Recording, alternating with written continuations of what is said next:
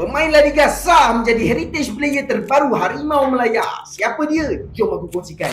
Beliau adalah Facundo Garcés, berumur 25 tahun. Muda lagi guys, dah bermain di posisi centre back. Apa yang lebih menarik, ketinggian beliau hampir mencapai 2 meter. Sebagai seorang centre back, ini sangat memberi advantage kepada tim Harimau Melaya. Facundo Garcés bermain di Club Deportivo Alaves, First Tier La Liga, sesaing Real Madrid Barcelona ni guys. Beliau mempunyai jiwa leadership yang sangat tinggi kerana beliau pernah menjadi kapten di klub lamanya.